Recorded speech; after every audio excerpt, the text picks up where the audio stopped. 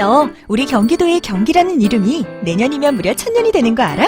1000년? 1000년이라고 하니 왠지 환상 속의 도시 같다. 1000년의 해를 맞이해서 경기도에서는 투어를 다니며 우리 도민들의 의견을 모으고 있대. 모아서 뭐하게? 우리의 의견을 모아 정책이 되게 한다는 거지. 단순히 1000년이 된 환상 속의 도시가 아니야.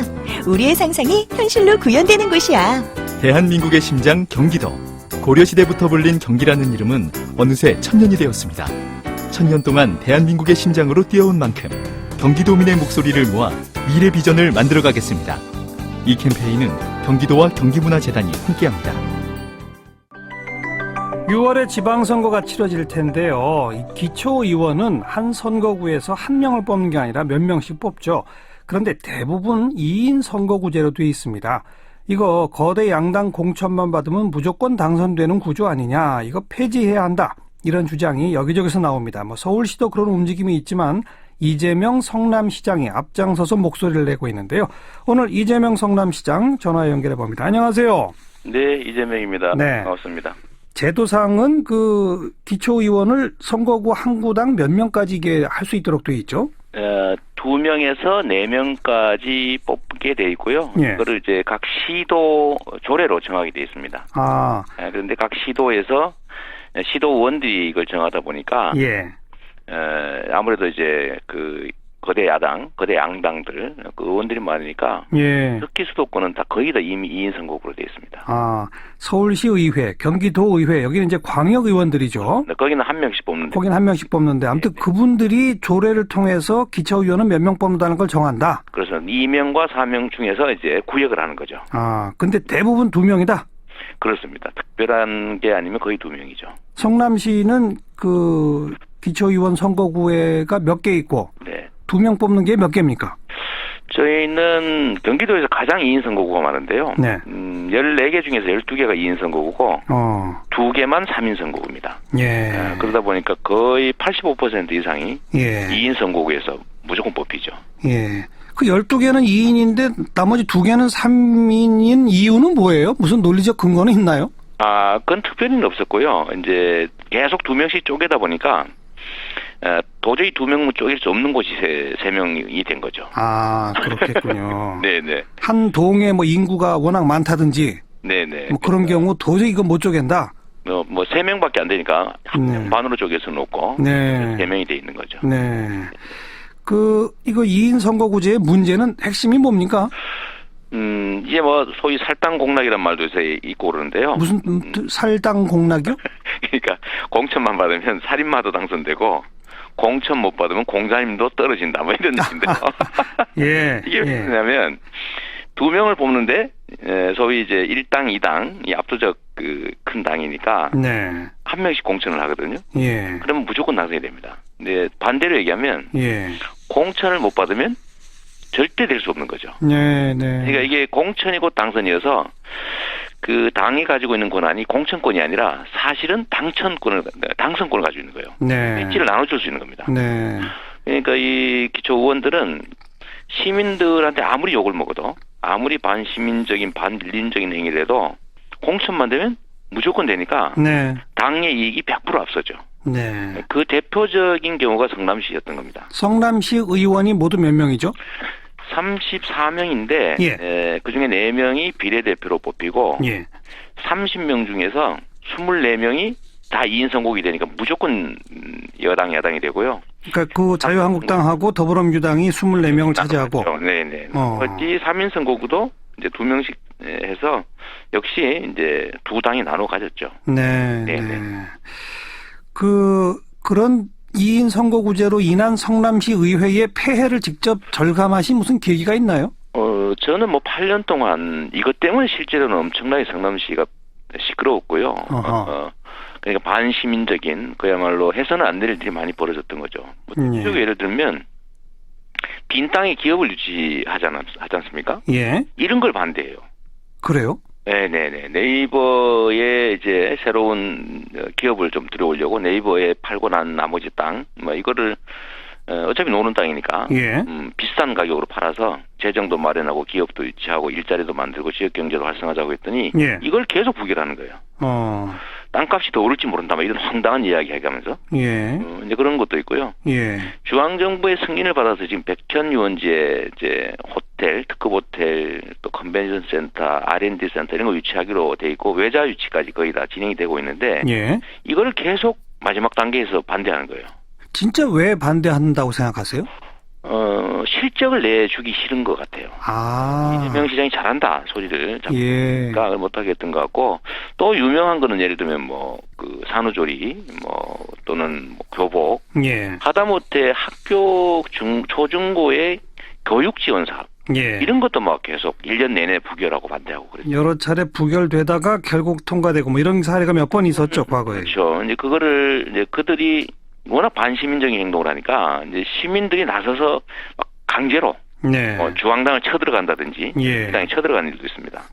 아니면 국회의원들한테 뭐 항의하고 농성을 한다든지 예. 겨우 한번 통과되고 그러는 거죠. 예, 예. 근데 그러고도 계속 최근에 벌어졌던 게 이제 무상교복 고등학생 그 교복지급 관련해서 학부모 회장한테 사태질하고 반말하고 막 그러죠. 네. 전혀 표를 무서워하지 않습니다. 예. 뭐 대표적인 예인 거죠. 네.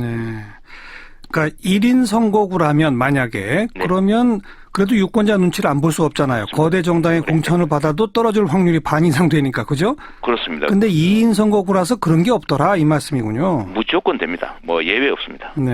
네네.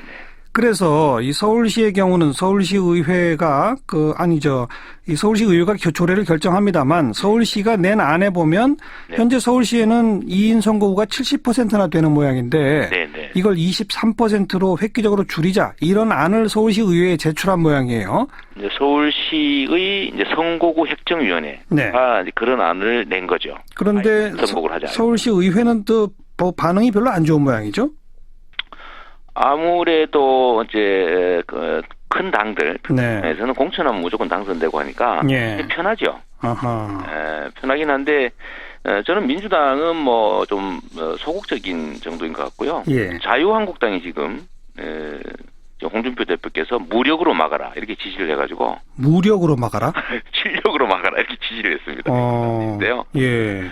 지방자치에 관해서 중앙당 당 대표가 이제 실력 저지해라. 뭐 선진화법도 없으니까 네. 저지해라 이렇게 지시를 해가지고 예. 실제로는 뭐 실력 저지하는 상황이 벌어질 수도 있을 것 같습니다. 네.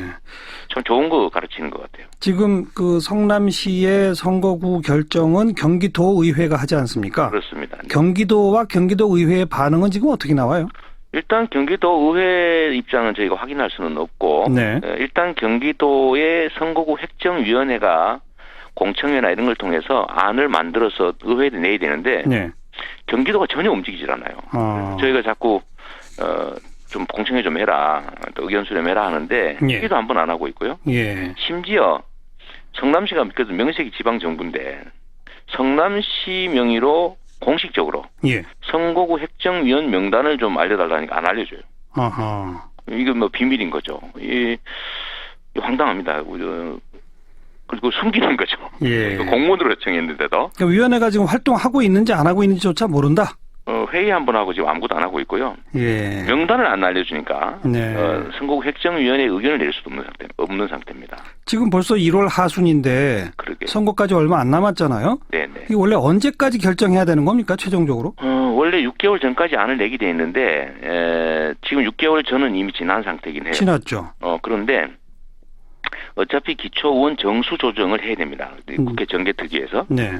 그러면 어차피 선거구 획정위원회를 열어야 돼요. 예. 그리고 어차피 조정해야 됩니다. 예. 늦더라도. 예. 정개특위가 늦어지니까 다 늦어지고 있는 건데. 예.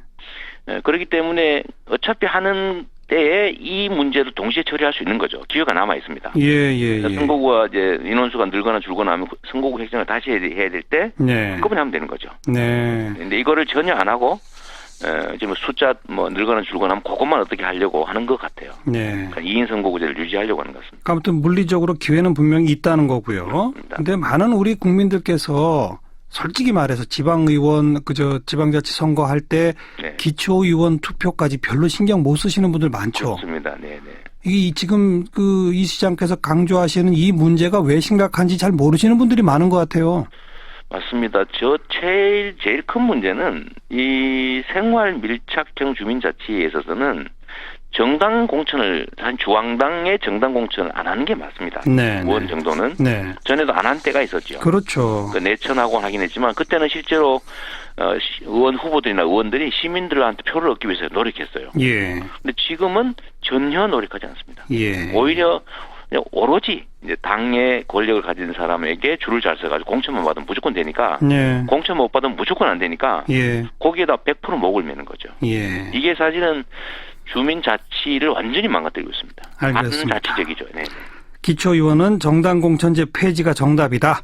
그러나 불가능하니 4인 3인이라도 해서 실질 경쟁이 가능하게 만들어주자 네. 하는 겁니다. 네. 알겠고요. 오늘 모신 김에 지금 가장 뜨거운 논란의 대상이 되는 게 이 미세먼지 네. 때 서울시가 대중교통 무료로 하는 정책 말이죠. 네, 네. 지금 남경필 지사 오래전부터 반대해왔고 서울시장을 노리는 더불어민주당의 서울시장 후보군들도 지금 비판적인 목소리인데 네, 네. 이재명 시장의 생각은 어떻습니까? 이 미세먼지 대책이라고 하는 게 사실 뭐 중국 같은 국제관계도 껴 있고 아주 뭐 예를 들면 발전소 문제라든지 구조적 문제가 있어서 쉽게 대책이 나오지 않는 사안인 건 분명해요. 예, 예. 쉬운 정책이 아니기 때문에 예. 나름 고민해서 서울시가 이제 만들어낸 안인데 네. 이거 지금 처음 한번 시행해 보는 거 아닙니까? 그렇죠. 그리고 하루에 50억 뭐 들었다는 건데 예. 물론 이 돈이 아깝다고 보는 사람이 있을 수는 있어요. 의견을 달리할 수는 있는데 예.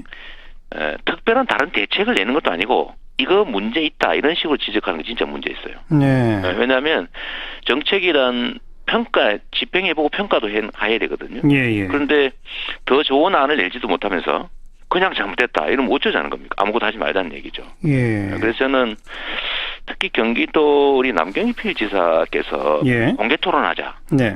안 되면 뭐 1인 시위하겠다 서울시청 앞에서 뭐 이런 예. 얘기 하신다는데 예. 집행 권한을 경기도지사도 가지고 있습니다.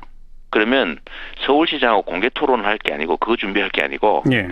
더 나은 정책안을 만들어서 집행하시면 됩니다. 네. 그걸 해야지 괜히 옆 동네 아래 위 관계도 아니잖아요. 예. 수직적인 관계에 있는데 예. 시장 정책 비판하고 공개 토론하자 그러고 안 하면 뭐 이런 시위한다 이런 뭐 검토한다는데 사실은 집행 권한을 가진 지방정부 책임자로서는 좀 바람직하지 않은 태도 같아요. 네. 무책임하고 선동적이고.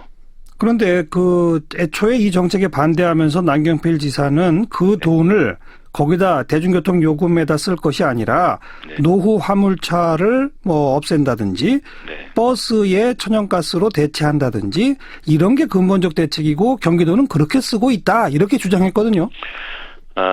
뭐 틀린 말은 아니죠. 네. 경기도가 예를 들면 2027년까지 무슨 매연 차량 교체하겠다 이런 거 하고 있긴 한데 예. 실제로 현장에서 적용되는 건 매우 적어요. 아하. 계획 정도 수준인 것 같고 예. 실질적으로 이 미세먼지에 대한 대안은 집행 가능한 실효성 있는 대안은 사실은 거의 전무하다고 보여집니다. 그쪽에 예산이 별로 투여가 안 돼 있나요? 네, 그렇습니다. 뭐 크지도 않고요. 예. 기존에 하던 수준을 그냥 하고 있는 건데 예.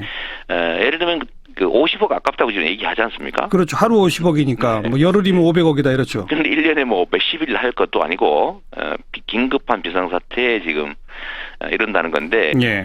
경기도가 돈 쓰는 걸 보면 사실 이거는 아무것도 아닌 게 많아요. 아하. 예를 들면 무슨 청년 10,000명 뽑아가지고 1억 만들어주겠다고 3,600억 대주는 거 지금 집행하고 있거든요. 예, 예. 그 10,000명을 위해서 3,600억을 씁니다. 예.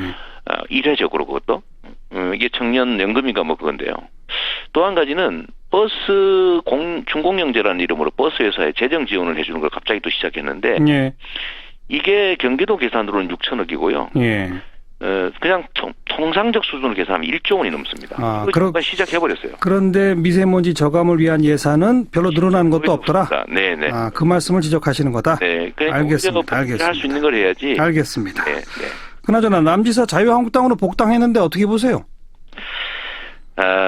제가 보기는요, 좀 더 나은 기회를 찾아보겠다고 이제 부모 설화 떠나서 가출했는데 네.